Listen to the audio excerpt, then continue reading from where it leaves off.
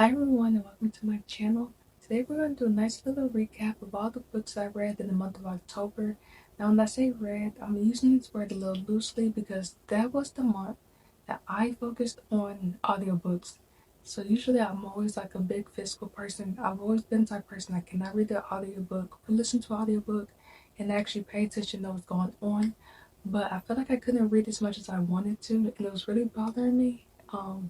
So yeah, this was when I started listening to audiobooks, and yeah, this was June like the best thing that I could probably do for myself because when I'm at work, I I can only listen to music for so long, so I decided to start listening to audiobooks. So yeah, this is my thoughts on like audiobooks, even just like as someone who's new to it, someone who feel like they can never get into it. But these are some of the books that I read.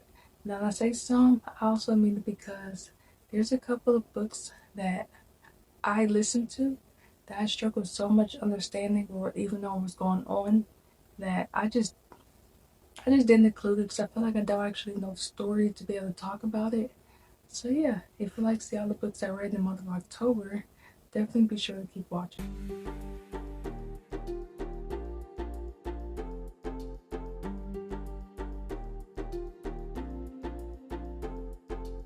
This first book that I'm going to be talking about is called 10, and this is by Gretchen Neal.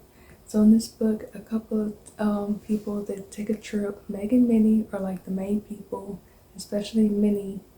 Is it a Minnie or Meg? I think no. So they take a trip, and Meg is like the main person, and they're all like having fun, enjoying themselves until they watch a tape, and it says that vengeance is mine. So the teens end up getting like cut from the outside world. They're unable to do anything, and they're trying to figure out who the killer is that is trying to get back at each and every one of them. This book generally was on. Okay, so every book in this like in this recap are all thriller style books, especially because October. So it definitely was like the month for thriller books. So this one I was able to predict it a little bit, but it was still definitely a book that kept me like on the edge of my seat. It was very exciting, fun paced, like just honestly a really good fun thriller style book. So I would definitely give this book probably like an 8 out of 10. I will say though, like as a side note, Minnie is like Meg's best friend, and Meg absolutely always like goes for bat for Minnie, like always has her back, always looks out for her. But Minnie Minnie does not like reciprocate that. Basically, it's like it's so crazy because of how loyal Meg is to Minnie that Minnie wasn't. That it drove me kind of insane. So that's like the only character in the book that I was just like, I don't really like her because like I don't understand her and like why. Like I understood if you read it or listen to it, but it was still like kind of hard to see that like how loyal she was to her didn't really even matter. Now this next book is called The Silent Woman. This is by Mika Kent. So this is a book that basically if you read The Silent Patient or No One Left, um, this is like if you love those two books or one of those books, you would more than likely like this book. But if you didn't love it, then I honestly wouldn't recommend this book to you.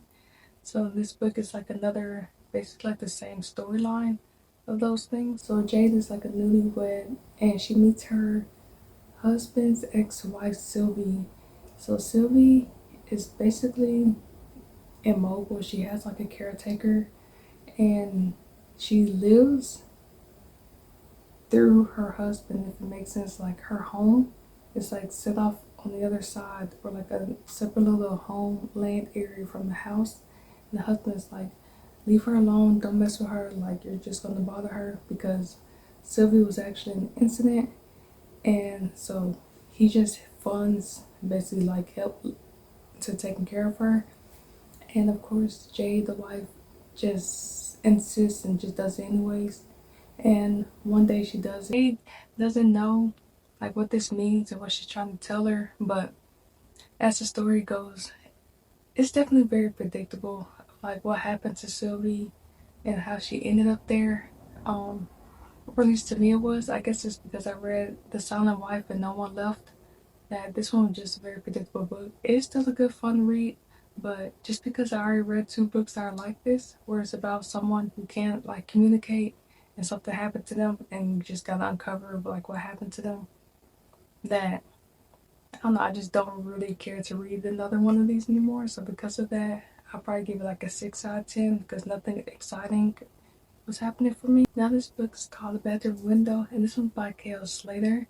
So a married couple ends up wanting to move, get a fresh start, so they get a home. And at first everything seems perfect.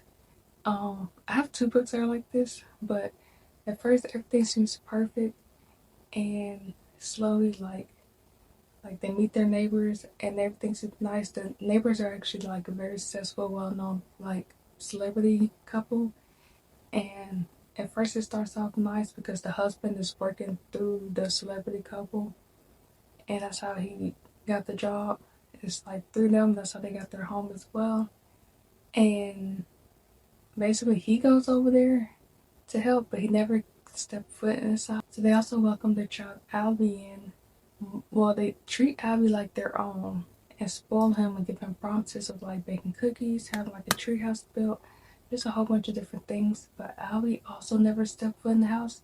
And one day the wife tries to step foot in, but they just don't let her. Like the wife like barely will open the door for her to make sure she can't see in. The wife knows that they're not able to have kids, but one day she sees toys like lying around. There's another day she's spying on them, and she sees someone in the bedroom window, and she's like, "Well, who is the extra person? Because I haven't seen anybody like go over there." She tells her husband. Her husband is just like, "They can have anybody over there. Like they're grown, they're adults. Like, and why are you like looking through the window?" So this book actually really good, but I did not predict it to end the way it did. I will be honest, but it was honestly a really good book. I do want to say I'm absolutely tired of these books where the wife knows something is wrong and expresses it to her husband, and the husband's just like brush it off like they're just crazy.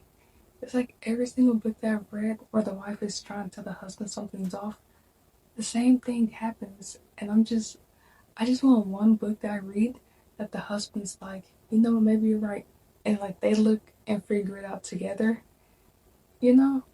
But it's always the husband like doing something, and yeah, that's just like a whole nother like side. We have is The Fifth Victim. This one's by Dee Black. So in this one, there's basically a serial killer on the loose, and the serial killer kills 5 people or 4 people, and each person means like a separate thing that's significant to the killer. And basically, the FBI agent on this case has like 2 weeks left before she goes into retirement, but she's like adamant on figuring out who this killer is and bringing the end to them before she retires. Basically, trying to help hurry up and catch the killer before the killer completes their 5th victim, which will be their final victim. I'm pretty sure it was. This book was okay. I definitely wouldn't recommend this book. It was not boring, but just very like mid. Like this is one of those books where it's like if you don't read it, you don't read it. And if you do, then like, hey, you did. But I wouldn't recommend this book personally. Honestly, like a good solid like 6.5 out of 10. Now this book is called A Christmas Party by Catherine Scoff. Oh, Catherine Croft. I just be making up the names. Sasha gets a call from Gabby, her old best friend. So like about like this friend group. They used to be friends when they were younger, I believe like in their college days, and now they're like a lot older. And basically an incident happened while they were younger, and Gabby's little sister ended up dead at their Christmas party, and Gabby knows that one of the friends has to know what happened because only the friends were there that night it happened because they were celebrating Christmas. But after that happened, they like bowed and like not talked to each other, like they left each other alone. They split ways, like no more communicating, everything like that. Like they really just left the past in the past. But Gabby wants to bring it back. She basically says that she wants to like she wants to like change her memories from what happened back then, and she just wants to create new ones with the old friend group again. But Sylvie like gets there. Is it Sylvie? Oh no. But Sasha gets there and she's like, something is wrong. Like, I don't even think I should be here. Like, she just hesitant on the whole idea, and she felt like there has to be some type of ulterior motives, that Gabby's not mentioning. And eventually they end up getting snowed in. And of course, saw she was right because Gabby does have ulterior motives and she's there trying to figure out what actually happened to her younger sister that night. So yeah, it definitely just uncovers and unravels. This book genuinely was so good. This one, okay, so like when I think of like a fun thriller book where it's a perfect pace, perfect amount of mystery, perfect amount of suspense, this one's definitely one of those books. This one genuinely was so fun to read. I would definitely give it a 10 out of 10 book. I did not see coming who it was until the very end. Like it definitely kept me guessing, and I definitely like I don't know. It was just nice, good read. I definitely recommend this book. Now this book is called A Beautiful Couple by Leslie Wolfe. Now if you love Freedom McFadden, then this is definitely one of those books that you would want to read or listen to. Um, so that's literally the reason why I ended up choosing this book. So a couple, the husband is like basically like a celebrity, like high up, and they're leaving from an event one night, and basically an incident happens, and they're trying to cover up a murder that happened. The husband is the one who did like the the accident, but he has the help of his wife to help him cover it up because he's like, "Do you know what would happen to me if like news got out about this?" And the whole time she's just like, "No, like we need to call the cops. Like I don't, like I can't," and everything. Like this isn't right. And the husband's like, "Well, think about your son." Like da da da. And she basically ends up helping him cover it up. And very quickly, of course, the police catches on to them. And yeah, they basically start wanting to betray each other, turn on each other, turn the other one in. Um, he keeps using like the son as leverage against her because he knows how much she absolutely loves and adores like their child. And there's like one moment in this book that she like does something and she gets his help, and it absolutely drove me insane because when it happened and she went to call him, I said, "Why are you calling him? Like I know it's your husband, but like think of everything that he's been saying and doing." And your first thought is to call your husband. Like, woman, please, like, just please, like, you just made the situation worse. And she did. Um, Man, that was like one moment in the book that was like, I was rooting for her, really was. But yeah, honestly, a really good, fun book. So if you like reading fantasy style books, you would honestly really like this one. The ending got me, okay? When I say this ending caught me off guard so bad, I genuinely did not see anything from this coming. Like, I don't know. Like, I thought I knew what was going on. That ending told me a whole nother thing. And yeah, definitely 10 out of 10. Highly, highly, highly recommend this book. Speaking of reading McFadden, I listened to Death Row by her as well. And this book is a little confusing, so yeah, keep up with me, okay? So basically, the wife kills her husband and she's serving death row, waiting for like her day to come. Each day she's having nightmares about her husband. Okay, the day comes because okay, she's they're saying that she killed her husband because she thought he was having an affair, which she did. And death row, well, her death day comes, and she's still just very like honest about saying like I didn't kill my husband. Like she said the same thing every single time. Right before she goes under, they're like, I know. So like remember, I said every single day she's having nightmares about her husband. She's always dreaming about him. Right when she goes, this is like a two. This one's there like 2.5 hours, like read, so very very short. She goes under, and this is where I get lost. Either she dreams of all of this happening, or it's like flashback memories, or just something that she wished happened. Because she dreams that. Okay, I'm gonna just give the spoilers and stuff. So if you don't want to hear it, then you can skip. Um, but I just feel like it's 2 hours. You shouldn't waste. Like I think I used like one of my credits on this, and I honestly regret it because I did not know it was only 2 hours. Um, so when she goes under, she basically is experiencing like she put like the food in the oven or something and turned it on, And then she went out with her friend, but she left it on purpose in the hopes that it would kill her husband from like the fumes. And she thought that'd be like a good way to get out of it, like from being like her fault, like oh, like she has an alibi, and then like what happened because of the oven food, you know? She regrets it while she's out with her friend, and she tries to hurry and call and contact her husband, but he won't answer. And she heard the rushes and she goes home and she's like passing like ambulances, fire trucks, or whatever. And she thinks it's like possibly too late, but he actually ends up being okay because while she's out, she finds out that who she thought the husband was having an affair with because he was always at work and she would smell like perfume because he's not nose blind. Oh my gosh, he just can't smell. And so she thinks that like he just doesn't know that like he's bringing home that perfume smell. But she goes out with her friend that night where she sets him up to be, you know, to like kill him. And she runs into his boss and her husband while they're going out to eat. And they're just like, yeah, like we're sorry we've been having him late. Like I promise, like it's almost over. And they're like an old married couple. And she realizes she made a mistake, and that's why she tries to hurry and go home and basically save him in hopes that like he doesn't turn on the oven or like the stove or something.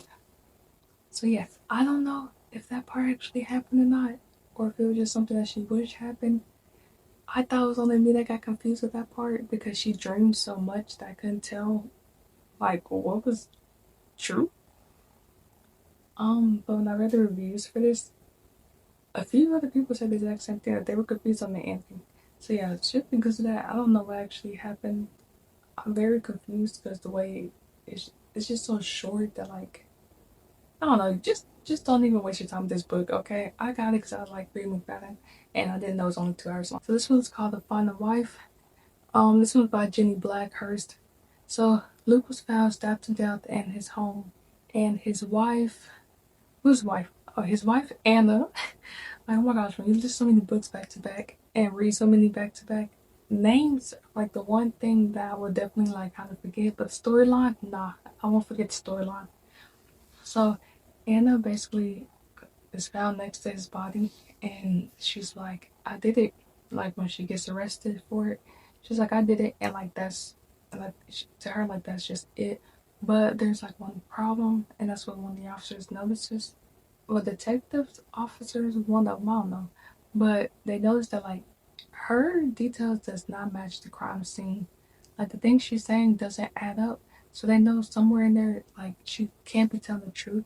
But then they're like, okay, but if she's not telling the truth, why is she saying that she did it if she didn't actually do it? And that's basically what this whole story is about, trying to figure out who actually killed them.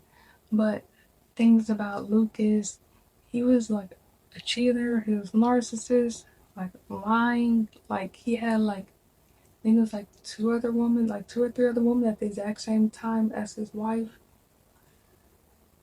So like they realized a lot of people might have wanted him dead, so like it might not have been as black as white as we think. And all I want to say is, wow, the ending shocked me because at first it was like not slow, but it wasn't like it was more of a suspense, like mystery type of thriller. Um, or more so mystery than like even suspense. So it was like a little bit on the slow side, but man, when I say that ending is truly worth it because this is another one of those books that I just didn't see coming. I didn't expect it to happen the way it did. I knew that the wife still had to have obviously like some type of part in it, especially for her to want to take like the fall for it and just say that like it was her. But I didn't expect it in the way that it was, in the way that it fully played out. So yeah, definitely recommend this book. Definitely enjoyed it. Honestly, solid. Probably like 8.5, not 9, 10. This is the one book this month that actually did read physical. And all I want to say is I was so serious about finishing this book because I started this book back in like August, and I didn't not finish it or finish it slow because I just didn't like it. I just once I started like I started this book on a trip, and once I got back from the trip, I was back at work and I had no time, like back at work and school. So I genuinely had no time to pick up the physical book. And that's what made me like a little upset and made me want to start doing audiobooks. So once I started listening to some of the audiobooks, I couldn't listen to an audiobook and read the physical book at the same time because I can't. Like, my brain won't separate the stories if I listen to two books or do two books at the same time. So I finally finished this book, and all I want to say is Chef's Kiss, absolutely loved. I see why this book is like talked about so much and loved by so many. So this book was The Perfect Marriage by Geneva Rose, I think's her name. Um, so basically, the wife, no, the husband mistress ends up found dead inside like their second like cabin home, and the wife is a very successful attorney, and she basically is like, I will take the case for you because if he is found guilty, he will be sentenced to death. And she basically takes the case, tries to figure out who actually killed the mistress, and they realize the mistress was talking to other people at the same time. Like the mistress story that the husband thought wasn't even like the full story. He didn't even know everything like he thought he did. He thought they were in love. He thought all these things, but there was more to it. Um. So yeah, the husband. Oh my gosh, the husband does things that drives me insane. Like he's sitting there fine for his wife, possibly facing death, and he's asking his wife like, "Are we still gonna be together? And like, do you forgive me?" Like, can you just like chill out for a second while she's trying to work? Like you're worried about the wrong things, buddy. Especially while you're still saying that you did love like the mistress. Like what? Um, but this book, I see why everybody loved it so much. I already have The Perfect Divorce as well, which I'm very excited to read, which I definitely will be. Um, Honestly, the ending just was like absolutely crazy. I am interested in seeing how The Perfect Divorce plays out because I know that I think it like reels off from this first book, like and it continues. So yeah, I'm honestly really excited. I see why a lot of people honestly really like this book. So this last book that we're gonna talk about is called The Woman. No, oh yeah, it's called The Woman at Number Three by Rebecca Kalamos. So this is another book where a couple buys, well, a married couple buys like their dream home, and they want to expand their family because they already do have a kid. So they thought it was going to be their dream home, but when they first moved in, they had like a few issues that they didn't like see when they was on tour. So basically, like there was like scribbles on the wall, the stove was cracked, and then like the lights was like flickering. So it was like small things like that where at first there was like complaining about. There was like, okay, it's fine, like it's a small fix, like we just fix it now. We're like, we're happy, but like we're here because the wife was really convincing the husband to want to move here. The wife really wanted to live there. And that's how it starts off. But then they meet their neighbor, and the neighbor has a strong like fixation on their daughter. Um, and at night the daughter would go to bed and she would wake up crying, and the parents kept saying that they were just night terrors and like it's okay, but the daughter kept being like, no, like it's real, like I keep seeing like the woman with no face because the daughter's like I think like 5, and that's why they're like, no, it's just night terrors. But slowly the wife is starting to be like, something is wrong here, like how can you not see it? Like to her husband, the husband, this is why I mentioned it, the husband is just still like, like nah, like sure, like this is nothing, like it's just all small stuff, you're just overthinking it. And the neighbor still has like a strong fixation, always wants to be with the daughter, and the wife is like, no, like you would not be around my daughter, not until I know what's going on. So the wife does see what's happening, the husband doesn't, and obviously it drives me crazy once again. And yeah, this book, honestly, yes, it was predictable when it got towards the end. Like the beginning, it was already predictable, but then towards the end, it got very predictable. And I saw what was happening, which I was right. But it still is a nice, fun, honestly, really fun thriller book. If you ask me, so I definitely give it a solid 9 out of 10. So those are all the books that I read in the month of October. Um, okay, so the last book that I wanted to read for the month of October was called The Clown in the Cornfield. I thought it would be perfect book for while I am like the Halloween weekend. Didn't end up reading it. Shocker.